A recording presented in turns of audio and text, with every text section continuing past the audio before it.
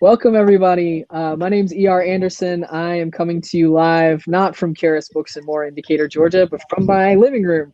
But I'm really happy to be here with all of you and for this virtual event honoring Raybearer with Jordan Ifueko, Mark Oshiro, and Patrice Caldwell. We are super excited about this book. We've actually been anticipating Raybearer for like 8 months, I think, when we first heard about it. At the American Booksellers Association conference. We got to hear you read a little bit. We saw this beautiful cover, and we were like, "What is this book? We're so ready for it." Yes. For y'all who are watching at home, we want you to know that we have gorgeous lapel pins. We have 50, so the first 50 people who get your order in from Charis, you get a signed book and you get a lapel pin. So you want these? They're super cool. They're very nice. They're like collectible. You want to go home with one. So hit us up on that teal button at the bottom of your screen. Buy Raybearer from Charis, signed, plus a lapel pin. We are going to have an amazing conversation tonight. I just want to remind folks that we have a great code of conduct. It's on the homepage, but basically, please act right. Please behave. Please be a loving human being. We do not tolerate harassment of any kind. And we will immediately kick you out. In the bottom part underneath the teal button, there's the ask a question area. We do really want to hear your questions. We are going to have a rapid fire, amazing conversation because Mark and Patrice have come prepared with lots of questions. And I think Jordan is about Poor to Jordan. prepare. She's going to get her crown blown I'm off. ready. But in the meantime, before she gets her crown blown off, we also want y'all to ask all of your amazing questions because we know that the YA community always brings the fierce questions. So we're really excited about that. So please don't be shy with your questions. Please be supportive. Please ask, thoughtful questions and enjoy yourself. So welcome to all three of you. Thank you all so much. And congratulations, Jordan. We're thrilled for you. Thank you. Yay, Jordan. All right. Well, I'm going to get this started because they've told me I'm in charge. So it's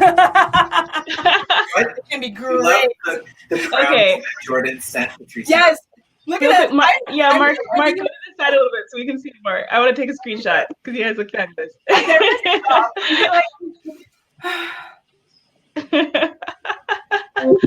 Okay, I got an awesome one.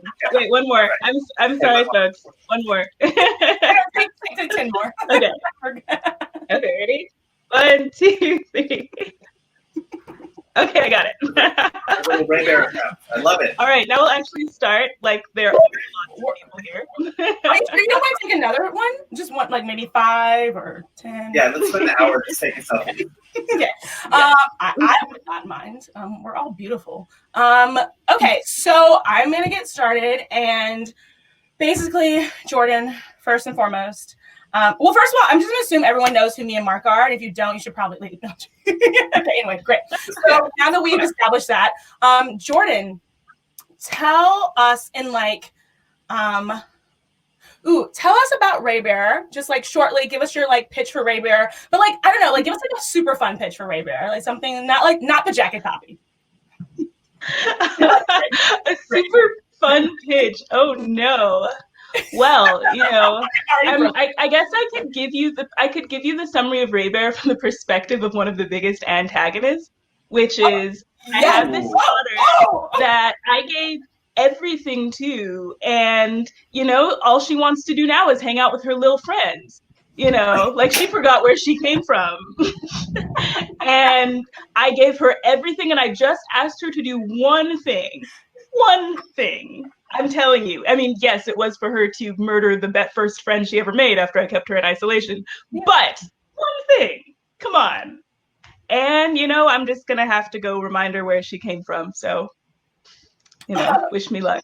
That's the lady edition summary of what happened. Oh my God, that is fantastic. I mean, because I'm so impressed about that. It's so for Raybearer, it's basically this book about this girl who has been raised by this I don't even know how to describe her, benevolent but messed up, controlling woman, lady, right? A little bit, and the lady basically is go try to join the Prince's Council, but plot twist being that if you succeed in like totally gaining his trust, like you've got to kill him.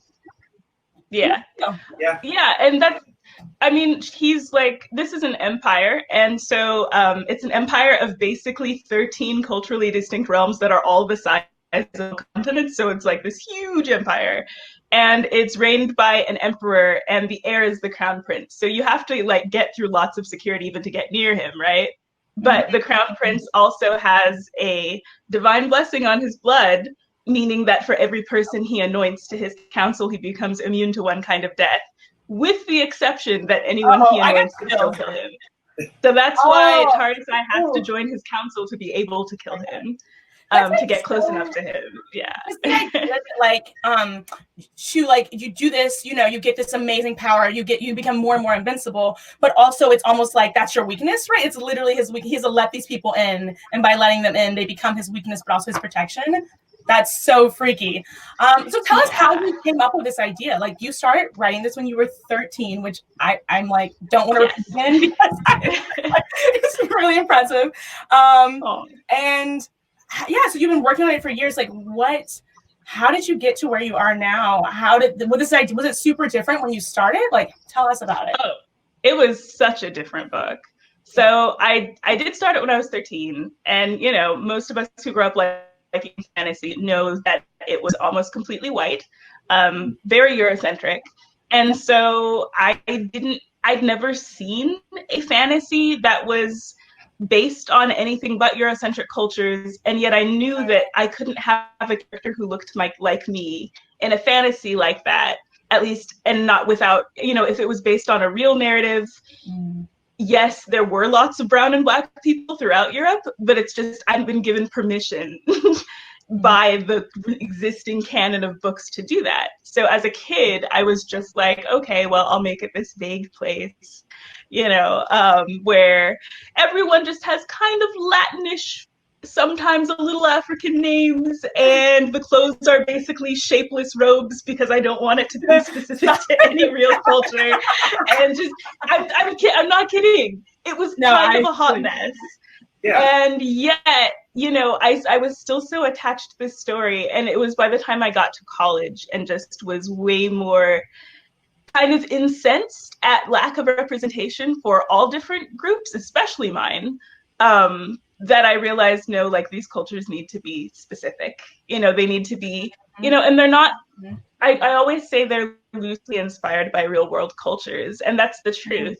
But they are very, very heavily inspired by those real world cultures. Like the center of this empire is based directly on the Yoruba, and, you know, there are 13 total realms. I think all of the realms are based on the Yoruba, the Shona, the Kikuyu, the Gallic French, the Celts, that is super cool. Joseon period Korea, Han Chinese, like South Asia, the southern Indian continent. It's that whole thing. There's so much research I couldn't even scratch the surface, because you know all of India is huge. It used to be a bunch of different but yeah, South Asian.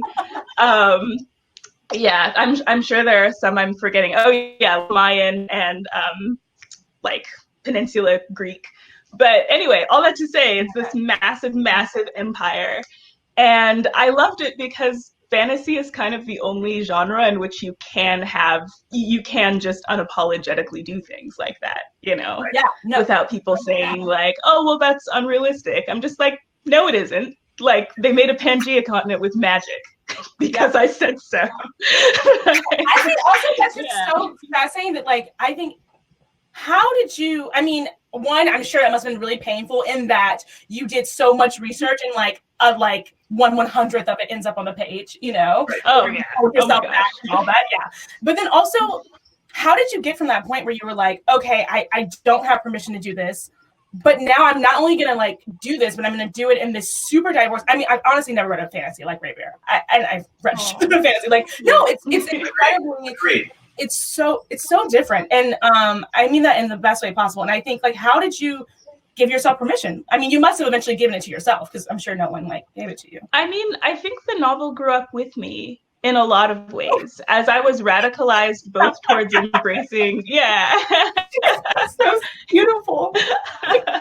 It did. As my beliefs, not just about my identity, but also about like government systems changed. So the book changed. Oh, yeah. Because initially it was very much like there is this golden empire and bad people want to take it down. And you know, the main characters have to protect the good and golden empire, which is, of course, extremely colonial and imperialistic. The only difference is that the head of this empire happened not to be obviously white, you know? And so as I grew up and I began to question those systems way more and then become very solidly against them, you know, I realized that this story, it had to be about deconstruction of many different things, deconstruction of who you thought you were, of the legacy you thought you believed in for where you come from. You know, I think a lot of people who grew up maybe from a privileged position in the United States and then grew up and had access to what the United States has actually done and the history that it's built on. You know, if they had intellectual, you know, integrity, then they also had to deconstruct all of that too. You know, I say people who grew up in privilege because I think those of us who didn't have kind of always known sucked. Right. But yeah, I've definitely seen people go through that, you know. Yeah, I think deconstruction is a big theme throughout Raybearer, and I think a lot of people underestimate just how traumatizing that is. You know, when you have a whole system, whether it's a faith system or just a value system that you realize is somewhat baseless, and you've like spent an entire formative part of your life on it, just to kind of realize, yeah, I have to build this back up stone by stone and figure out what's true and what isn't. So that's a big part. Yes, I mean, I think it's a huge. I mean, I feel like I relate to a lot as someone who like grew up in the South and very closet, and the idea of like just like having to break down all these different, you know, the things. Absolutely. I mean, so one of my biggest things in literature is just like the idea of like, you know, mothers who are kind of messed up, because I think I had to go against my own. No, I mean, I'm so glad. No. Yeah, it's my thing. Like, I just feel like I personally in my own life had to get to a point where I was like, oh, my mother's values are like not my own values, and they're not, and I'm going to like abandon them, and whatever repercussions, like whatever comes from that, right? And I think it's just so beautiful that you both dealt with like this girl who has to go against that eventually, or maybe if she wants to, but then it's not easy, right? It's not just like, oh, I'm going to go against this person who raised me and brought me up, but also like the recognition that there are going to be sacrifices, right? That means there are going to be a lot of sacrifices. It's brilliant. Mark, I know you want to gush about this, Mark. I do too. Mark's going to quote a page.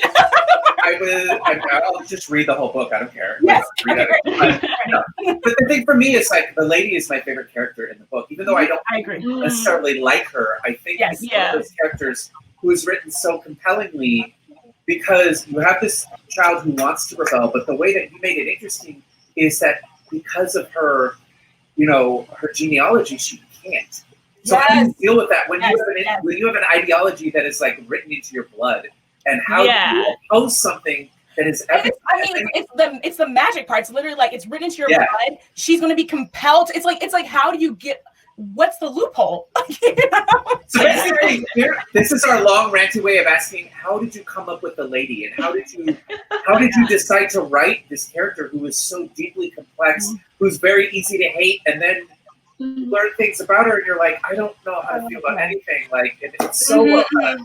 I also go ahead. Yeah. No. I was just saying, like, just like also, I think it might be helpful to give people a little bit more context in terms of like what the central like issue is, like what the setup you created with like the wish and all that stuff. Like, yeah. So the lady is someone who remains nameless the entire book. She is known only as the lady because her father never gave her a name.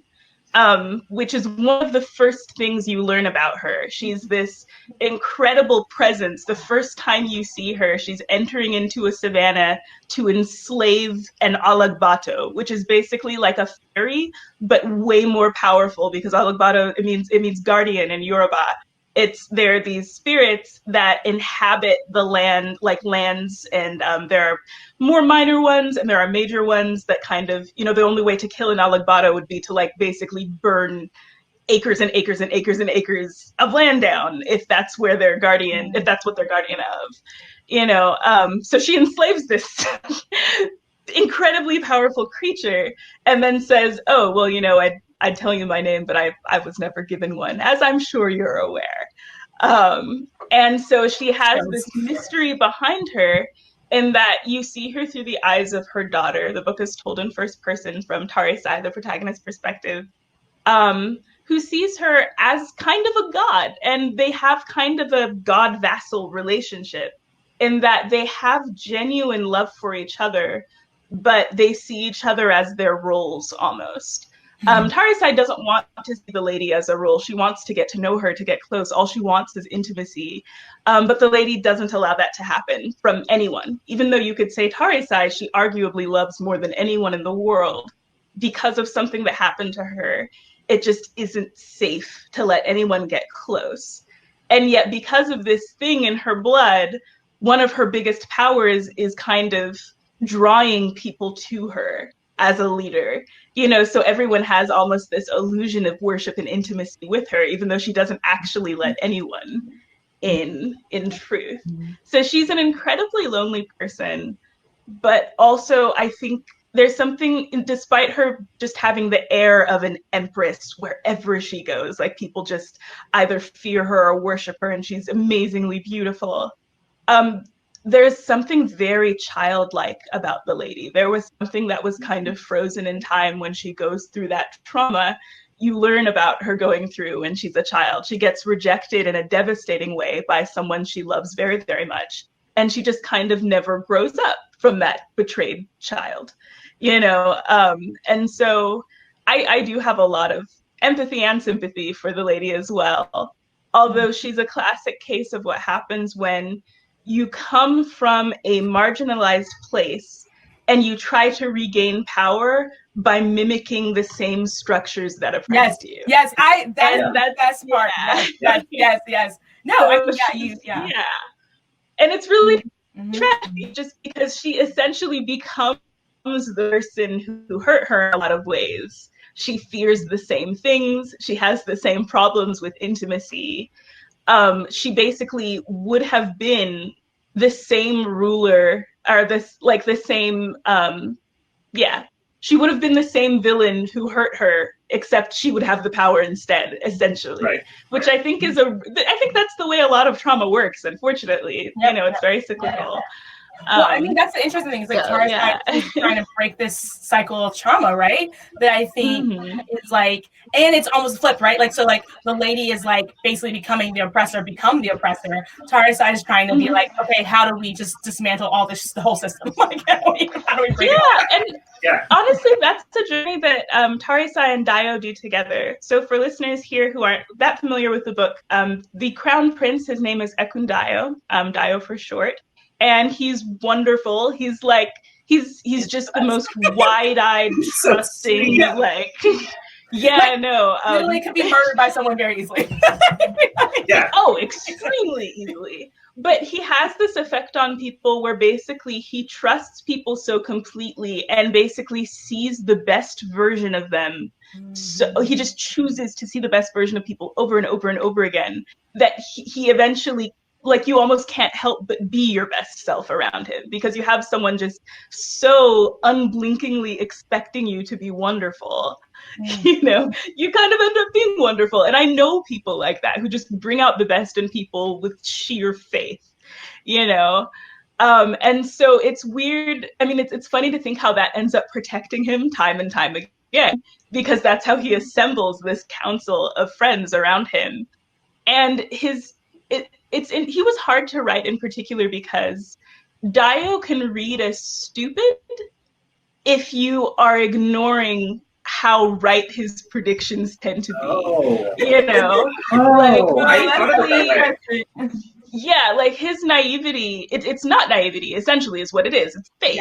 It's a choice he makes over and over again, not out of ignorance, but because it's how he decides to live. It's a blood gift, really. It's a hollow, even though it's never acknowledged as such, because in this empire, hollows are just considered like, oh, like really powerful things. Like, you know, you can heal someone with your mind or something like that. I feel like the talking about the, also, I feel like before we talk about hollows, I do want to talk about the magic system. Yeah. Why I'm really curious about the choice to, I don't know if it was intentional or it just became that way, to really focus on friendship instead of romance.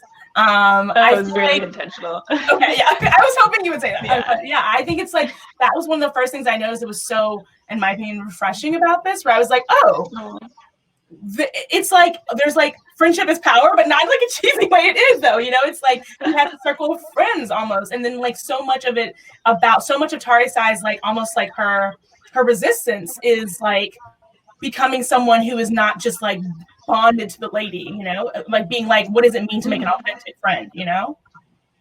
Absolutely. So there is both powerful friendship and romance in the book. Romance is there, but it's not between the two people most people assume it will happen between.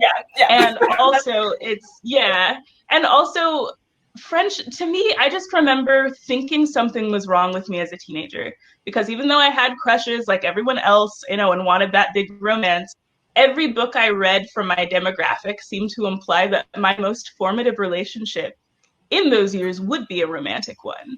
And it wasn't the case for me, and I don't think it's actually the case for a lot of teenagers. I think a lot of us were made or broken by our friendships. Like, I don't know if any of y'all have ever been through a close friend breakup. I would say hands down they are harder. Harder than romantic breakups. Yeah. They cut you in so many ways, and there's no social support for it. Like, you don't see like, you know, media representation of what it's like to go through a friendship breakup. So you're just here in this sudden yawning like loneliness, and you just have, you know, it's just horrible. And wow, that was a really negative way to go with where I was going. All I have to say is friendships are amazing. I do still have beautiful friendships from the time when I started this book. I mean,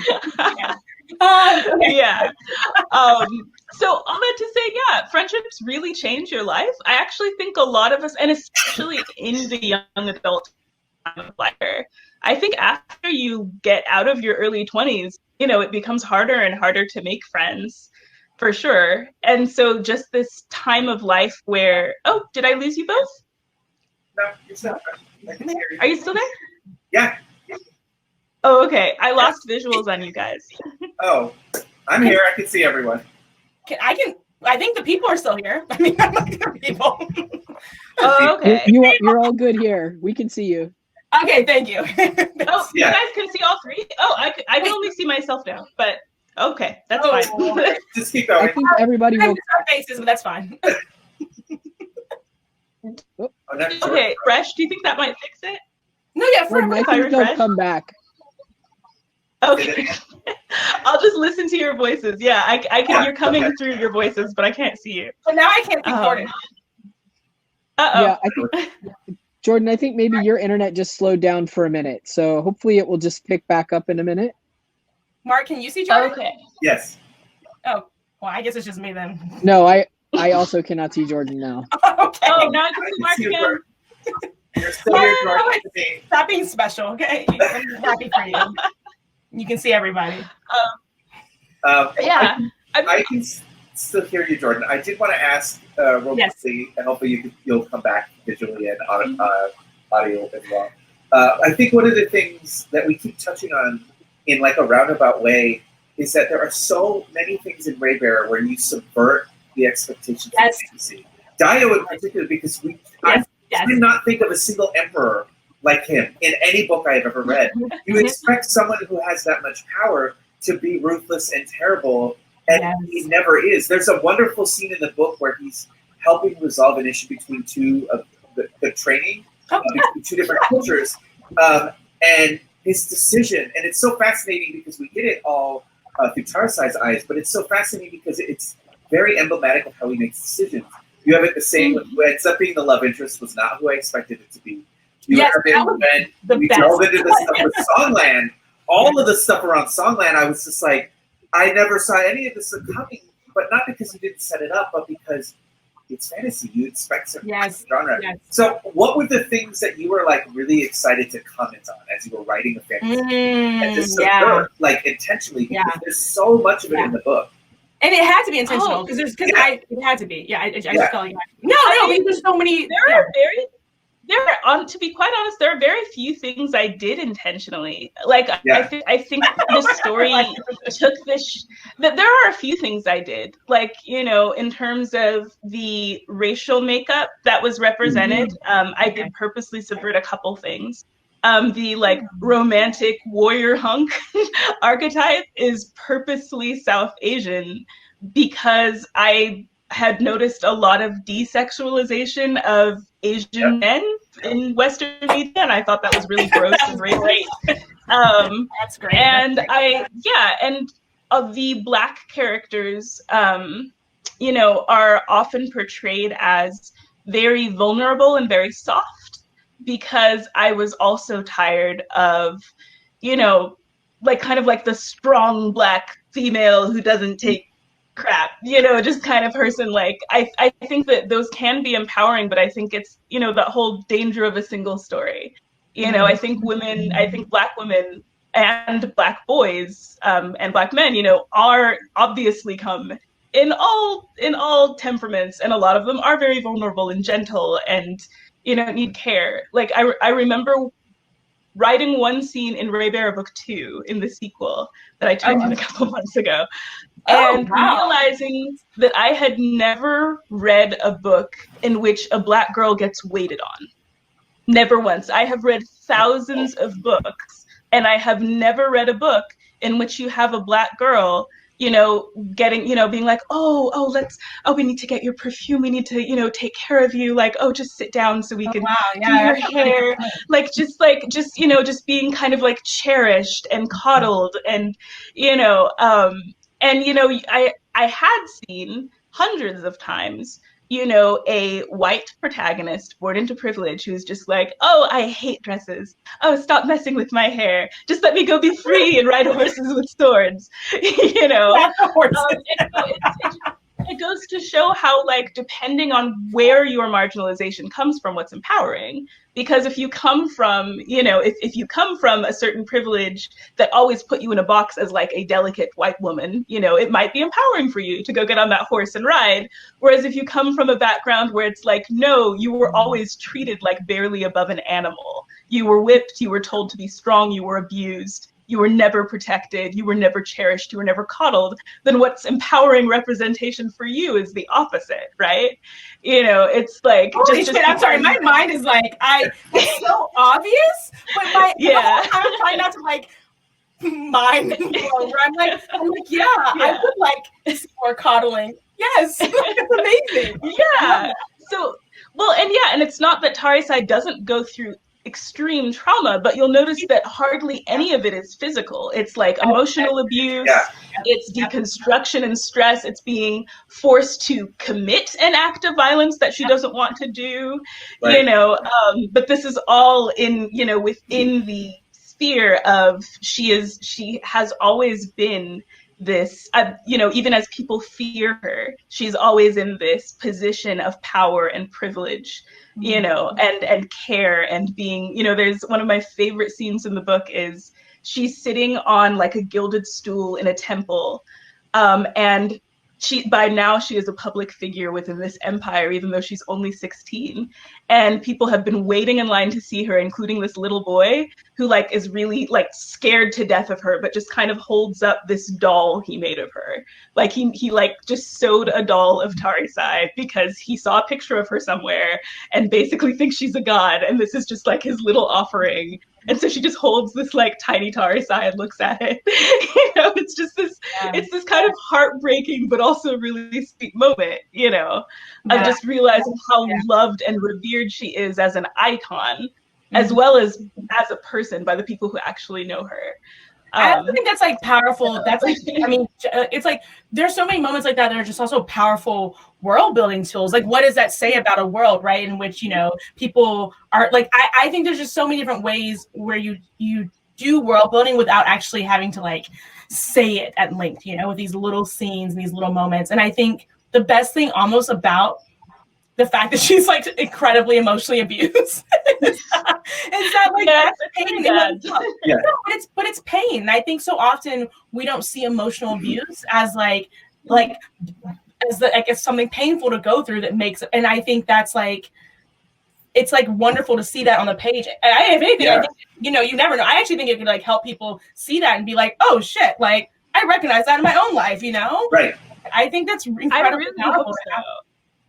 Thank you. Yeah, no, I think it's amazing.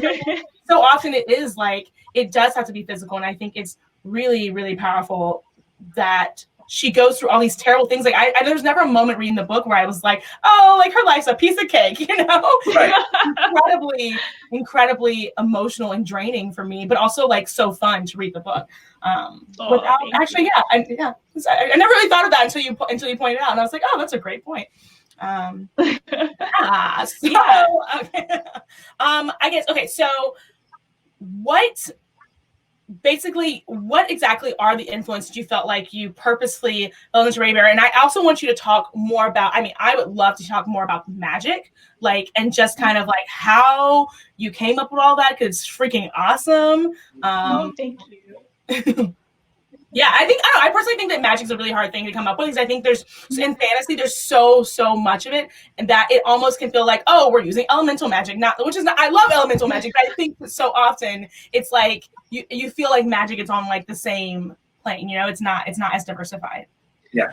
Yeah, I mean, so it's interesting because in terms of Raybearer's magic system, it is way broader in terms of it kind of just morphs seamlessly into the cultural and religious beliefs of the culture. Mm-hmm.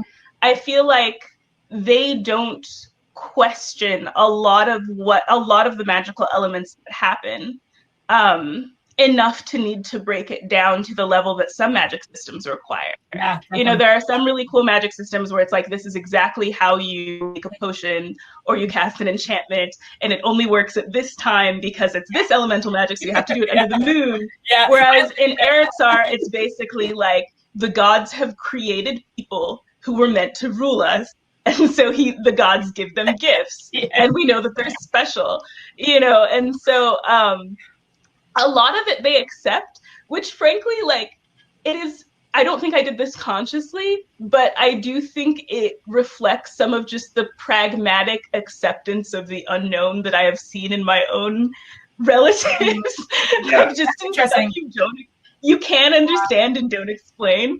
It's just like you live with these mysteries and these mystical things that happen. You know, Nigeria itself is a very religiously diverse place, but you always see that kind of blend. It's like, even if you're like a Christian, you know, you might also dabble a bit in well, there are so many different names for the indigenous beliefs there, but, you know, with the Orisha systems and things like that, you know, it's just like the pragmatism with they approach the divine and the magical has always struck me as unintentionally funny, because it's just like, you gotta do what you gotta do. It is. I mean, you go to church, you go to the medicine woman and get yourself a poultice to, you know, ward off this, like, just, you know.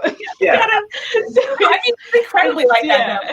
It's very strange. I feel like the way people, my grandmother's like, it's like, you know, I have family members who are in the like American South, very, very religious, and then also like they'll like say stuff about ghosts and they'll have these superstitions, and I'm like, where is that in the Bible? Black American thing too.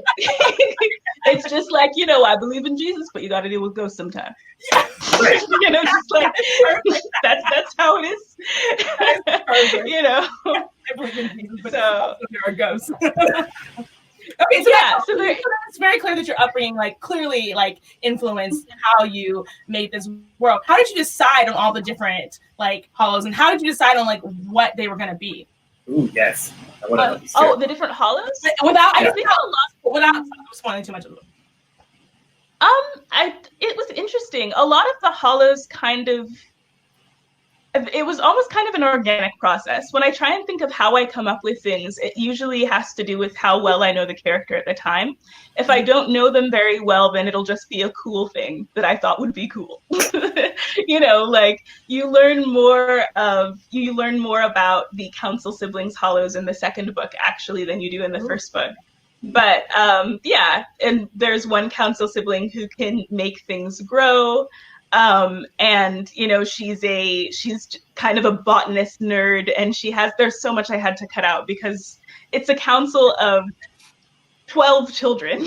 Yeah. So it's like, who are all supposed to be mentally bonded at the level of like really intimate friends. So I'm just like, I have to pick a few that she interacts with the most because there is not time to go into all of her relationships, which honestly that was the biggest cut, is like the original drafts of this novel was just them kind of hanging out a lot and loving each other.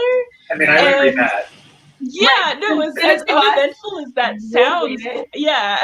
We'll get it from your agent. With your agent have it, because I'll just come up and No, I had already trimmed it down a lot before Kimbe saw it. Too bad. Yeah.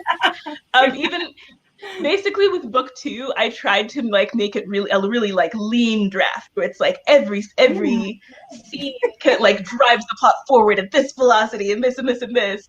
And it was funny because my editor was actually really grateful that I had made like such a kind of lean draft that, you know, wasn't just sagging, because apparently with second books, a lot of people go overboard. And she gave it back to me. And then I gave it back to her with 10,000 words added. And like almost like all of it is just friendship. Thanks for the permission. Like, I'm just like, I'm sorry, this is what this book is. Like, it didn't feel right. The book didn't feel like the book I wanted to write until I added all that stuff back. Well, I don't think the first book is like very like, it's not like a super thick book. It's not like a chunky. No, it's not. It's a good size. Because it's I think the challenge with the second book is that it starts where Raybearer book 1 leaves off. So she's already, you know, an older teenager. There's already a lot she's learned. Whereas with book 1, it starts with her as a child. And so there is this sense of wonder and innocence and her making her first friend. And that's significant. Yeah. And then just living with friends. And so it was hard to maintain that sense of kind of wide-eyed wonder and innocence because she has matured a lot by the second book, and she has problems, and she all of a sudden she has more priorities than just making and protecting her group of friends, you know, which is all she wanted as a child because she was so lonely. So but yeah, in terms of magic systems, the thing I usually start with is the mythology. I love mythologies of cultures because it shows a lot about what they fear and what they cherish the most. You know, in terms of if you have cultures where the god is really distant and has like lots and lots of power, that culture probably reveres order quite a bit, you know, order and structure. Whereas if you have gods that are a little more chaotic, you know, just like you might have a lot of different systems, including the Yoruba one, you have one god. In that case, it's a Lorun who has like thousands of manifestations. You have something similar in Hinduism with Vishnu. And, you know, it's just this colorful chaos of like, and these people are doing this, and these people are doing this. And, you know, they all have different roles, and none of them are, and sometimes they're inconsistent and they betray each other. Yeah. And just like, you know, the kinds of narratives that people, that would reflect how that culture sees the world, right? Totally. Like maybe it isn't a place where there's tons and tons of order. Maybe nature itself is rather capricious, and you just have to deal with that. You know, yeah, I mean, also because so many different places, like you can have like a set, you can have people you worship, but then also you can have like the idea of like different like parts of this world can also preference a certain person, right? And I feel like that also tells you a lot, right? Of like, oh, like why they chose to like, oh yeah, we know there are all these gods, but this is like our god that we like the best. Yes, absolutely. There are 4 major religious sects in the world of Aritsar, in Raybearer, which is the name of the empire. I'm not sure if you even said that. But I don't think we did. And even that seemed really simple to me, frankly. Like just to have like, you know, there are 4 main religions basically, and all of them to some degree believe the same origin story of the world, although they all have their different takes on it in terms of who was the villain and who was the hero of that story. But that was actually one of my hardest things to trim down, actually, is just make it 4 and this is their basic beliefs, because the world, like even within Nigeria, you have so many religions and so many different takes on the same religion that I know that I've seen a lot of fantasy books where there is basically one religion, and I've never taken them super seriously. I'm like, yeah, but why would they all agree on this? Like, what huge thing happened to make them all agree on this? Like, even if the gods interact with the world so people don't like doubt that the god exists, like you would have people who think that the god is bad or the god is good, or that these people are extra special to the god, they're the god's favorite ones. And you have like, and all these different, and where did the god come from? Like, you just have all of these different takes on it. That's how it is in our world, right? So it's like not everyone here is like accepts the same thing, even within the same. Yeah, it totally makes sense. Exactly. I mean, I feel like in general, I mean, like, since we're already talking about it, like, let's talk about world building and writing process and things like that. Like, so you talked a lot about how you've trimmed down things and you went through that, and obviously this has taken you many years. This has been your own epic in many ways. So I feel like I'm guessing a lot of it's character, because you talked about that, but what do your stories start with? Do they start with character? Is that what it starts with? Or does it start with mythology? Or a lot of the time my stories start with a single line, like just the line that I write. And I wish I could remember what the first lines of the original version of Raybearer was, like when I was a teenager. I love storytelling on so many levels, but I also just love the way words sound, especially when you can put them on a page. I'm someone who's struggled with anxiety my whole life and has a deep fear of public speaking. And so the freedom to polish and polish and polish something you want to say until you've said it in the most succinct, just shining, pearly way possible is something that I love. And so I have sometimes told stories just so I like around almost like the way a line sounded, even if I don't end up keeping the actual line. So sometimes, I generally start with the tone of the voice first. Raybearer, even though it was edited to be a unified tone, it still has lots of different, because I wrote it across such a long period of time, there are still lots of relics to the old tones that were more important to me at the time when I started writing, when I got into college and decided I would be a writer with a capital W and, things like that. And it's interesting because I kind of had a backwards process where when I was 13 and a teenager, I read all of these like dusty tomes of classics and decided that, that's what real writing was. It's just very heavy and opaque and often very beautiful. Like, I'm still really into the Bronte sisters. That's what I loved the most at the time. But it was actually growing up that made me value accessible voices, like voices that kind of mimic the, I guess what I'd get at is a middle grade to YA voice, except that's so diverse. Like, there are so many different middle grade and YA voices. No, but I get what you're saying. Like the immediacy of like, and I feel like also the thing about your book is like the immediacy. It's like you really feel everything as sorry. It's like, it's almost like we are one person, right? You're reading it and it's just, I think there are books that are, it's a little bit distant, right? Even if it's first person, you can still have a bit more distance in the first person, but I think yours is very close. Yeah, I mean, I still love classics. I love lyrical prose. One of my favorite books for prose alone is Circe by Madeline Miller, and it's just reading a novel-long poem. We're now not talking about your book. Oh, sorry, no. But I guess all I'm saying is, I feel like a lot of people talk. I've one of the worst things I ever hear, and I hate hearing it, is that I like YA, but I just grew out of it. And I'm just like, okay, it's fine for your taste to change. That's fine. But I grew into YA.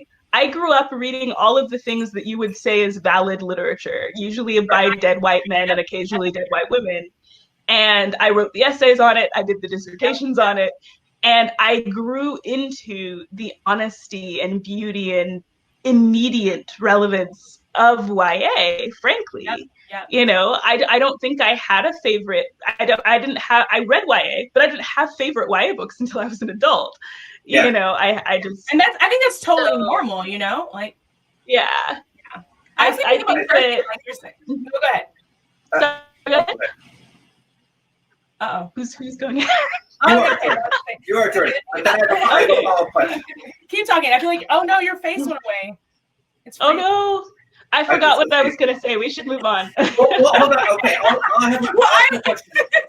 I was curious then, as someone who's coming to finding like your place, not only as a writer of YA, but as a fan of YA, were you thinking of like, because I think it's easy to ask what are your like favorite YA tropes, or like tropes that appear in YA fiction, but what were the ones that you were like actually very excited to explore within your book? Like you were like, I like this trope, I don't care, I want it in my book. Well, I never think of them as YA tropes. I feel like all the tropes in YA are found in most categories. Like, I mean, I guess there's some. That's all. YA just does better. Exactly. There you go. Yeah, well, Found Family is a huge favorite of mine. Yes. I just can't get enough of it. Anytime there's a group of, especially teenagers, and I have a special fondness for when they get to make a place their own, like when they just have a lot of agency. Usually not for a great reason. You know, sometimes if it's just like, oh, we all ran away together.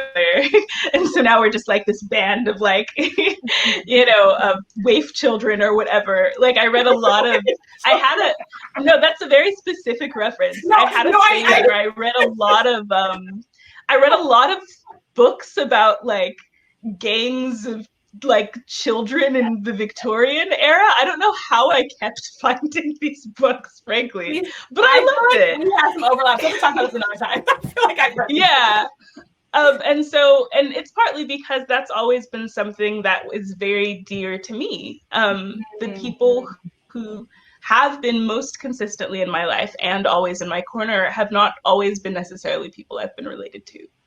And so that's something very, very precious to me. And I think there's a purity that comes when you make that decision as a teenager, you know, as a child, basically, because that's one thing I really love about teenagers is that for good or ill, when they love something, the devotion is just fathomless. Yep. Whether that's a best friend or a band or a specific celebrity, it's just, if you become a fan of something, you become a fan. And, you know, my best friend in high school, we're best friends to this day. And it's partly because we became a fan of each other in high school. And it was just this. Oh my God. No, seriously. It was just this beautiful. Yeah. I love it so much. It was just like we knew all of each other's favorite things, and we'd get super excited when we'd see someone's favorite thing, and we'd be like, Mom, I have to buy it for her. Like, I have to. Like, it's her favorite thing. Like, she's gonna love. Like, it's just this. I mean, and it's not like that gets. That's so beautiful. I guess I feel like the older we get, the more we feel like we have to temper our enthusiasm. Yes. In some ways, it's not cool to be too honest. You know, you don't want to scare people off. You know, you don't want to creep them out, that kind of thing. But when you start there, when you're both teenagers, when you're both kids, and neither of you know it's not cool yet, to just be like, you are the best part of my day. This is great. Like, just, you know. It's just interesting. Yeah. Like, I'm like the opposite. Like, when I was younger, I was so reserved and all these things. I feel like now I'm like, I will jump you if I see you. They're like, oh my God. Well, that's true. I should note that I should note that both me and my best friend were not cool kids by any stretch of the imagination. That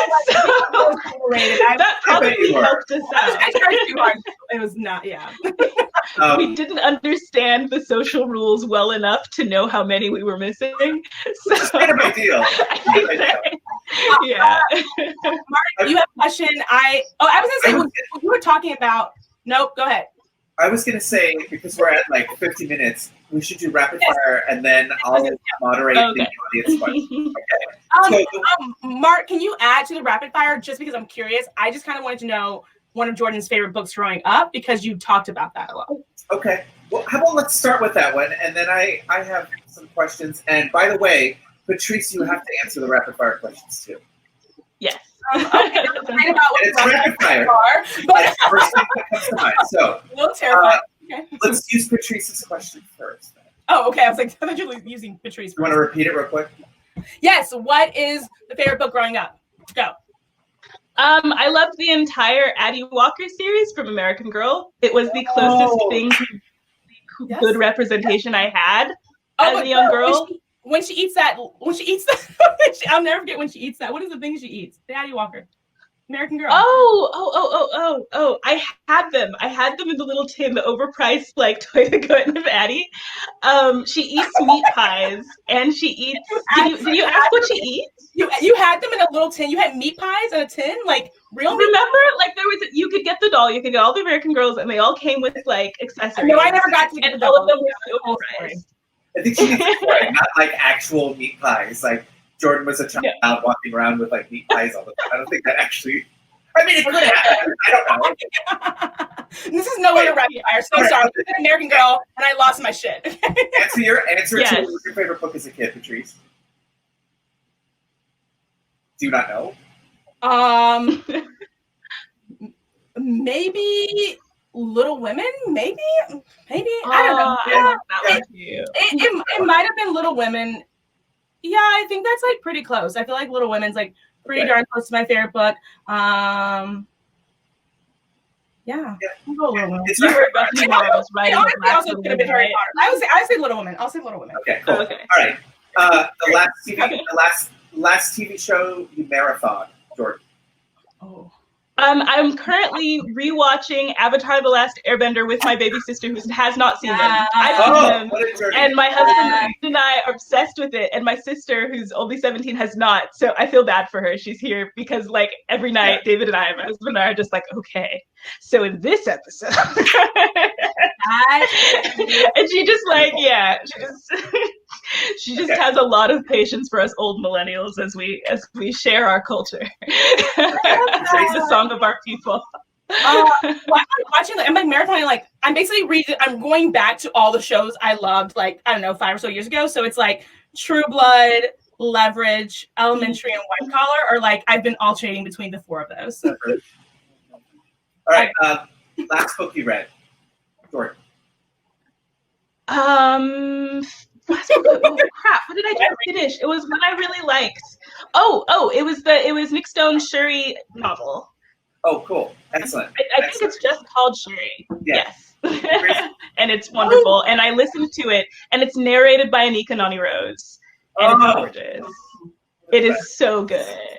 Yeah. Okay, Patrice, last book you read. So I've only been reading romance. I finished reading The Roommate, which is coming out, I think, soon, like maybe next week. I don't really remember. It comes out very soon. It is fantastic. It's literally about this woman who, like, she moves in, new place, LA, and she's, like, very, like, upper crust, and she, like, moves in with a porn star. And it is, like, I just realized right now why. It's fine. Well, it's great. It's hilarious. The author calls it a rom-com. It's the screen just goes black, and they're like, okay, it's over. Goodbye. All right. Okay. I mean, rapid fire. I did say the first answer you came up with is the answer. All right. Okay. Last song you listened to, if you can remember. Oh crap! What is that song? It's my like. It's like my. I know technically it was one of the songs from the Stardew Valley soundtrack because I was playing Stardew Valley with my sister. So technically, that's the last one I heard. Okay. It's very relaxing. Patrice and I were in a car together, so I know the answer to Patrice's, which is Started from the Bottom by Drake. It was. So I was like, I haven't heard this song forever. Okay. So random too. Yeah. Your favorite writing snack. When you're writing, you're sitting at your desk, and this is the thing that gets you charged up. You're ready to go. Oh, I don't eat when I'm writing because I just eat a lot. So I drink tea. I almost always have tea. Like, I don't let myself snack when I'm writing. I almost have tea. Okay, cool. Jordan. I have an unhealthy amount of these per day of Spindrift. Is that Spindrift? Oh. Yes. That's 90% of my bloodstream. I'm obsessed with Spindrift. Obsessed with it. It's like Superior LaCroix because they actually sweeten it with real juice. Because this isn't a sponsored video, guys. We promise. Okay, I'm sorry. Like, literally, the only thing I drink is like black tea, green tea, and wine. So I don't know what. Wine is nice too. Wait, but wine is also you're like, what flavor? Is that the strawberry one? Oh my God, Mark, what's going on? My favorite one is still the grapefruit one, though. My favorite's the pineapple one. Have you had the pineapple one yet? I haven't. That Mark, sounds yummy.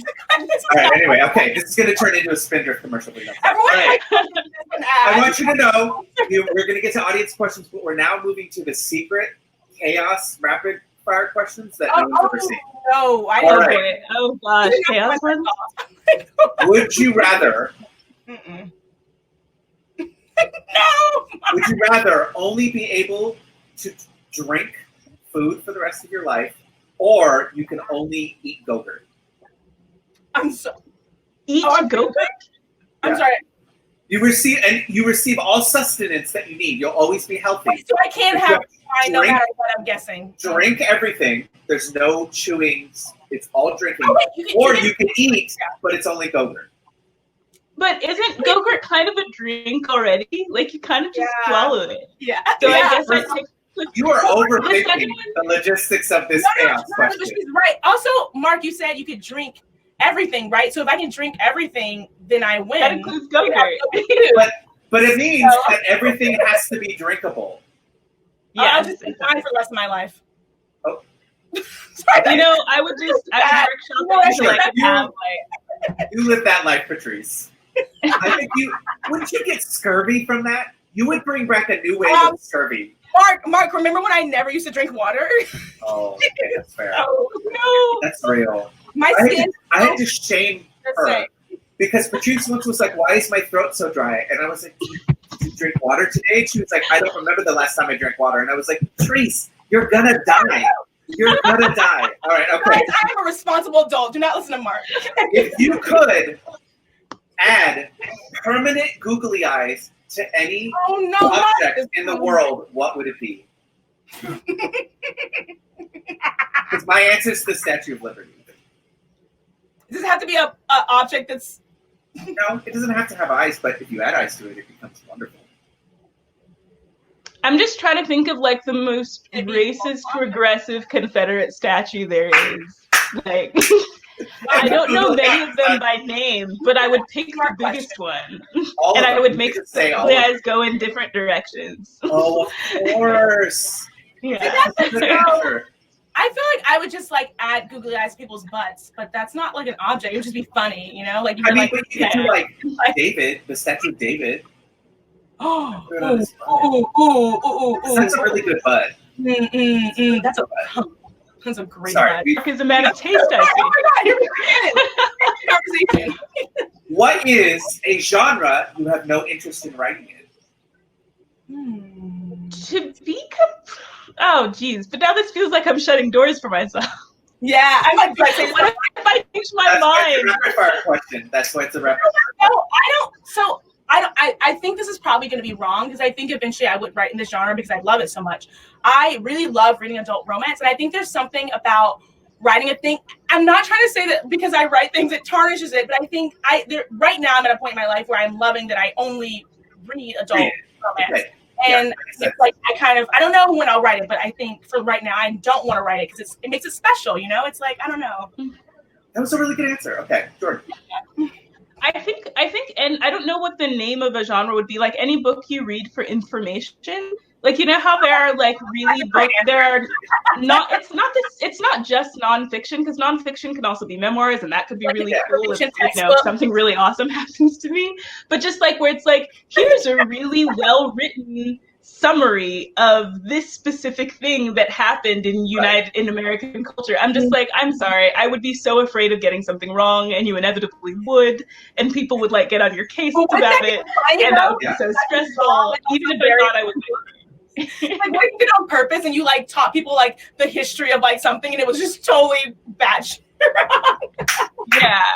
So I just like a chaos demon. I get hives just thinking about that. Okay. You're a good person. This is the last question, and then I'm going to go into the audience questions that we have. Mark's like, I want you to. I'm going to apologize in advance because this one's real hard. Would you rather only listen to Nickelback for the rest of your life? I love Nickelback. Is there any way that we could just ban Patrice from the rest of the stuff? You were talking about the songs that Hold on. Hold on, Patrice. Let me give you the other half. Would you rather only listen to Nickelback for the rest of your life, or be unable to type the letter E and have to copy paste it in every time? I'd have to copy paste for sure. I can't. Well, I'm not actually even that familiar with Nickelback. I just know the cultural stigma. I do know the music that I love, and I wouldn't give that up. Yeah, only because like I need my book playlist, and right now it's all housey, and I feel like then I couldn't. I love Nickelback, but I would copy and paste E. I respect your answer very much. Okay. I can't believe I didn't know you like Nickelback. This is okay. All my friends know that. How do you not know that? Because I get teased about it when it comes on my playlist, and everyone's like, "Why do you have all of this?" I almost flew from Boston to Texas to go to a Nickelback concert. I'll stop right now. Let's just. All right, please do. All right. Audience question from the lovely Alexandra. Alexandra says, first of all, I loved Raybearer, probably the best light fantasy novel I've read in recent years. My question is, which of the characters was the most interesting to write for you? Oh gosh, all of them are fascinating. I know that's a non-answer, but people ask if I based any of them myself, but I actually see myself in all of them. I see myself in Sanjeet's kind of like grim pragmatism, and in Tarisai's just like, deep longing for connection and love, and in Daio's optimism. Among the ones that were the most interesting to write, Olugbade was really interesting, Daio's father, just because I didn't want him to be kind of a comic book villain where it's just like,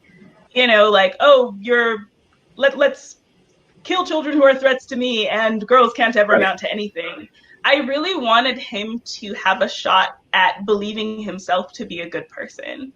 Because here's this man who's been taught that he's a god, essentially, in so many words, who is surrounded by people who genuinely love him and serve him, and yet I'd have to come up with a reason why this person could do the horrible thing you find out he does. And I just felt that if you have that sense of fear and insecurity, that everyone is treating you like a god, and yet deep, deep, deep down that you actually aren't that talented, like you don't really deserve all of the privilege you've been given. I think people deal with that in different ways. They either deny the privilege exists, or they become like narcissists and say, I absolutely deserve it, obviously, or they want to believe that they deserve it, but don't, and so they feel like everyone else is judging them all the time, and they lash out that way.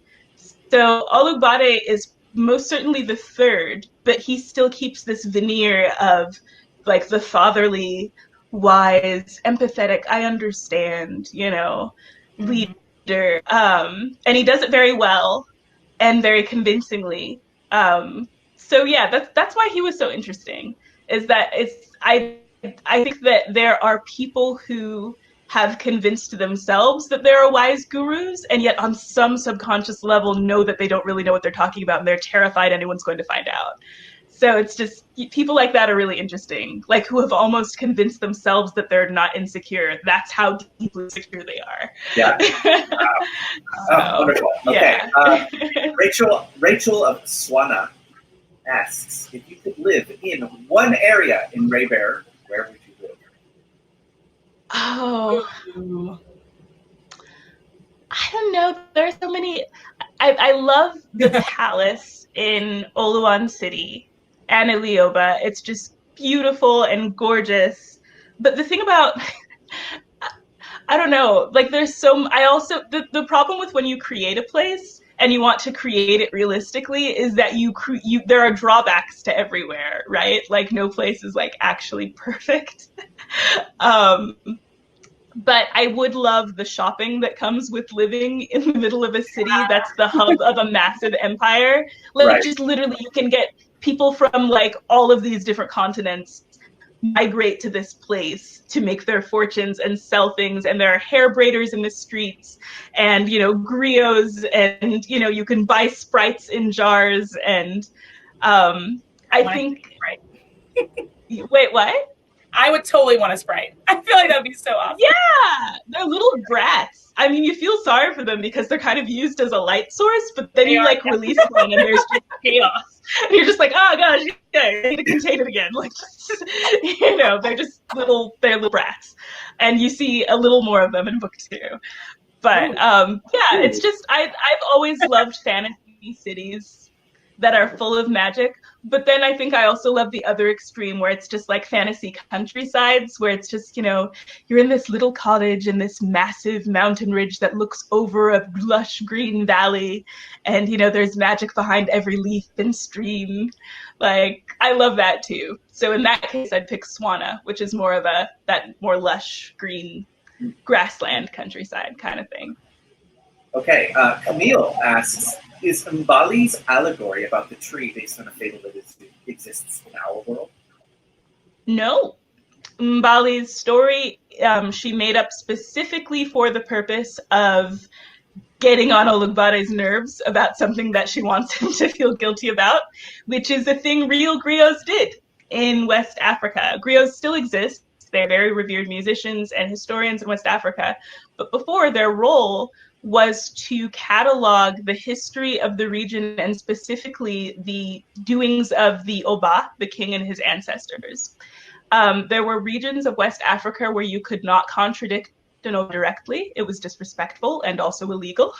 And so if you wanted to say, hey, Oba, you're about to make a really stupid decision, you had to tell him a story instead.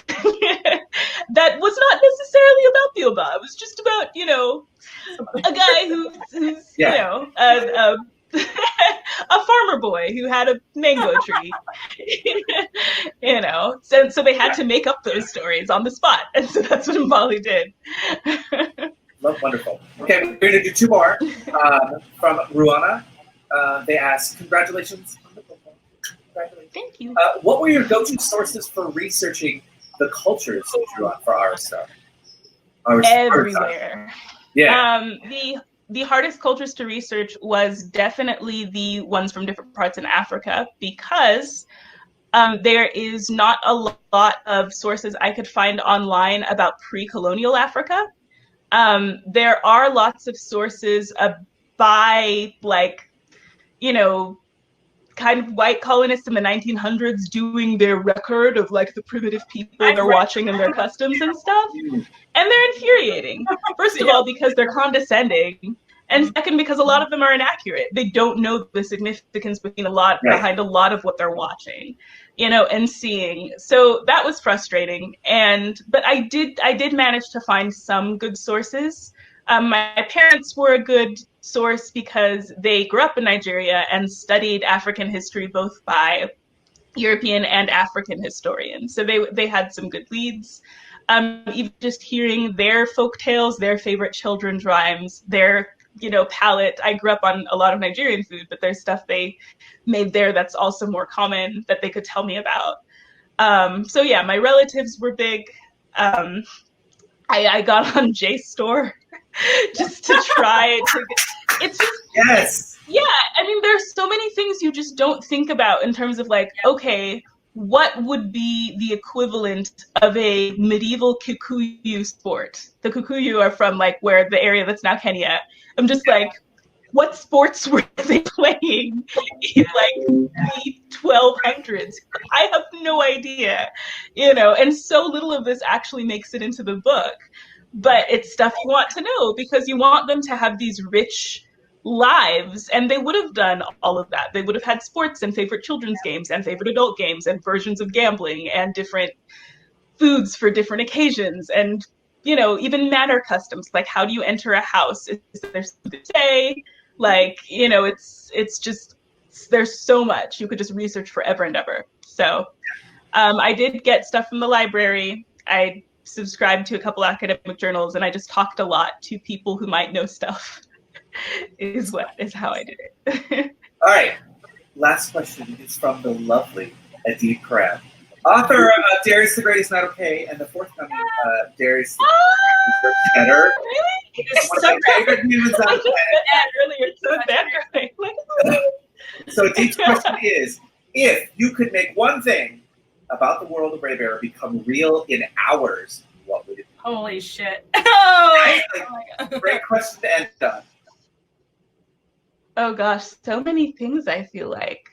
Because the empire of Aritsar, because it's headed by a Yoruba-coded culture, there are a lot of Black things that are just centered, in the same way a lot of things are centered around Euroculture. So just like the availability of things like braiders, just like, oh yeah, like, you go out in the street in the same way you might have you have people like offering to braid your hair and, touch you up real quick and things like that. I think, oh gosh, I don't know. There's so many things. That's a good one, honestly, to be able to have the availability of like. Yeah, just I guess I would say like the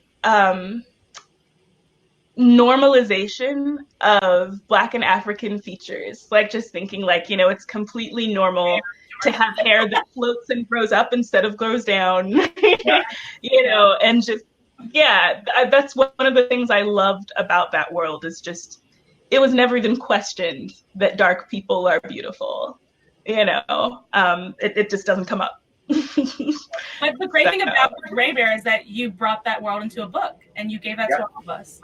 And now I'm getting really emotional. Wow, I didn't expect to get you did it. Jordan, all these young people can read that. Yeah, so many. There are going to be so many people reading this book. You wrote just a splendid novel that is incredible and thrilling. Has one of the best endings I've ever read. I yelled about it earlier today. You knocked it out of the park. I'm so excited for more people to find out about this. I'm so thrilled that Patrice and I get to be part of your debut week. This is magical and wonderful. You are amazing. You're such a cool person. Oh my God. Right. There's a link, friends. It should be like right about. Yeah, it's like right. It's literally right there. It's like this way. First 50 lapel pen. We're so thankful to be able to do this event with you. It's magical. Thank you so much. This was so much fun. I feel like I got to hang out with you guys a little bit in real life. No, you guys no, this was actually like one of the most fun events I have. And like, thank you so much for having us. Thank you. Thank you. Yeah, well, if you're ever in LA, you guys are both welcome. Y'all are all amazing, and I was so excited at the beginning that I totally failed on really introducing Mark and Patrice, and so I think that's what we're joking about that. You don't have to introduce us. No. I don't want to do that, but I do want to make sure that folks know about Mark's book, which is Anger is a Gift, which is a really lovely book. It is so good. Yes, it's so good. Each of us a desert. Like 3 weeks. Yes. So you can pre-order that from Charis. So if you just click that teal button, you'll be going into Charis. You'll be buying Raybearer, and then you can just slip on over and buy pre-order that book. And Patrice Caldwell is the editor of A Phoenix Must Burn: 16 Stories of Black Girl Magic, Resistance, and Hope, which is also brand new, and we really love it and have been selling a lot of it at Charis. So I would be remiss if I did not mention those two books, because I know after seeing the three of y'all hang out, if folks didn't already know y'all, they are gonna want to own your books and know you through your words. So thank you all. Thanks everybody for such wonderful questions tonight. This was really a beautiful event, and I think folks are gonna want to go live in Raybearer. So.